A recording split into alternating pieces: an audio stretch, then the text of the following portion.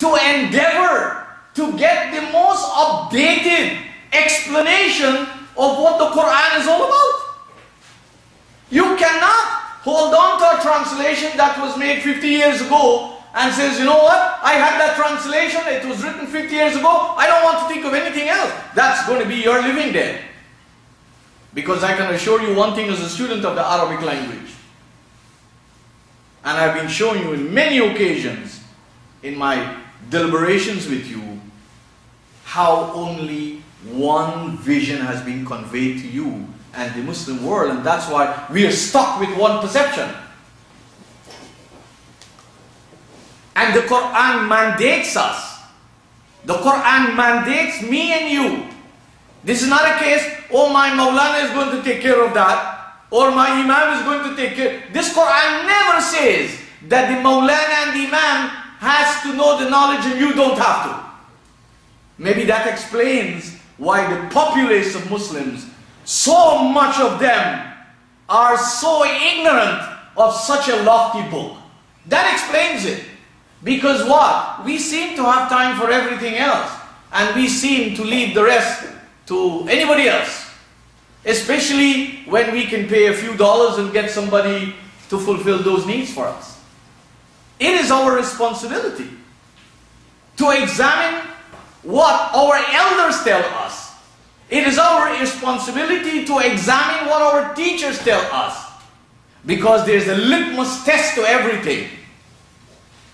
Results matters. The result must always matter. And we learned that kufr is an Arabic word that comes from the Arabic verb with 3 letters. Kaf, fa and ra. Kafara. Kafara yakfuru kufran.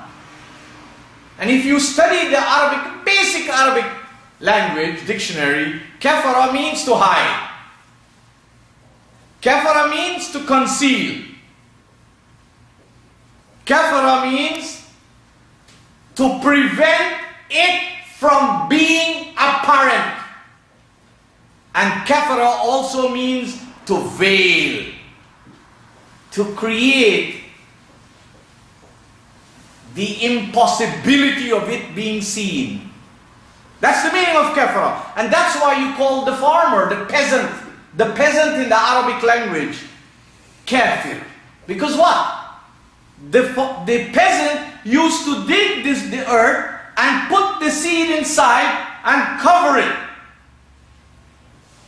Now if in life you and I continue to cover up reality, if we continue to cover up the truth, if we continue to hide the reality, it's quite possible that reality will be all around us, but we are oblivious to it.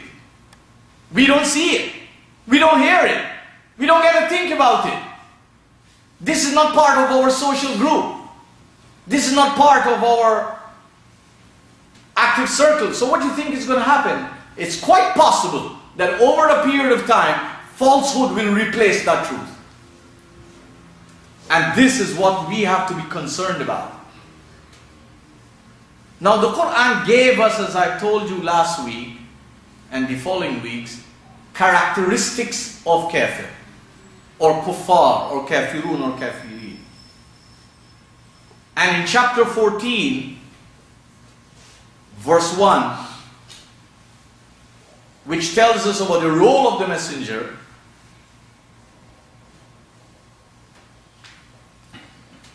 the second and third verse following that gives us the characteristics of the activists of kufr. And I told you that, and I can repeat it very briefly. الذين يستحبون الحياة الدنيا على الآخرة. It would be very unfair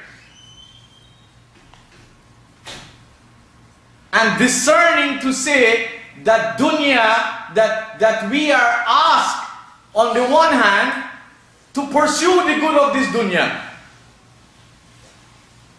pursue the good of this life, but on the other hand Allah is condemning this same concept. That will put the Qur'an in conflict with itself. And actually that's not the case. Because you and I know very well, from small we were brought up with a statement that we have memorized so well. And it says, فَمِنَ النَّاسِ مَنْ يَقُولُ رَبَّنَا آتِنَا فِي الدُّنْيَا. And among mankind are people who are pursuing only the dunya. وَمَا لَهُمْ فِي الْآخِرَةِ مِنْ خَلَاقٍ. And because they have no consideration for the akhirah, there is nothing for them. But وَمِنْهُمْ مَنْ يَقُولُ رَبَّنَا آتِنَا فِي الدُّنْيَا حَسَنًا وَفِي الْآخِرَةِ حَسَنًا وَقِنَا عَذَابَ النَّارِ. And among mankind also, there are people whose life and their struggle make a statement to the divine that they are here to pursue all the good of this dunya simultaneously with their pursuit of the good of what is beyond it. But the word dunya here means that which is always easier to accept. It's easy for somebody to accept the path of ignorance. It is easy for somebody to accept the path where he or she does not have to be proactive in his or her life. It is very easy for somebody to accept the way where they don't have to be so involved in the lives of their children that we can send them to the school, or we can send them to the religious center, or we can send them to some place and they will take care of everything. The word dunya comes from the verb dana. And dana means that which is near, and also that which is low, and that which is base. So what the Qur'an is telling us here, it is that when you and I make decisions where we do not take the future impact into consideration, then our choice is of hayat ad-dunya.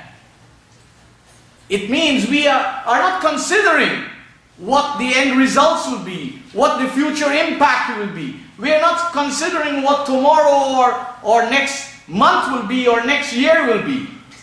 And the Qur'an wants us to always take that into consideration. Because akhirah doesn't mean only when you are dead. Definitely, that's definitely beyond the dunya. So it's akhirah. But the main things of the akhirah that we are forgetting is what is within our hands. You and I have the responsibility to influence our akhirah by the way we live with our dunya.